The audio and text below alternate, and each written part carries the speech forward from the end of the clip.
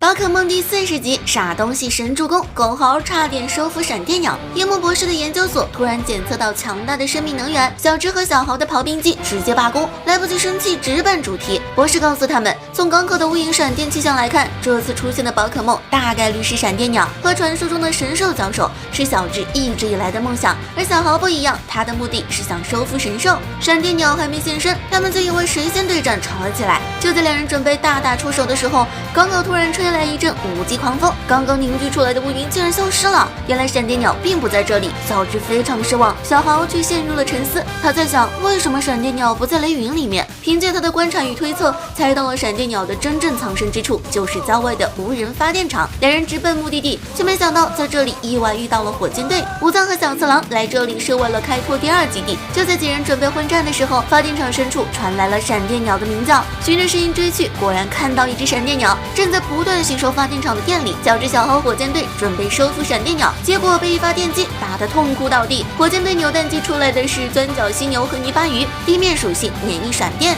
但这2只宝可梦有点调皮，不肯听从武藏和小次郎的命令，四处攻击，对闪电鸟造不成一点伤害。皮卡丘和藤醋小将的电光一闪也失败了，眼看各自为营，根本打不过闪电鸟，他们决定联合起来，开始团体作战。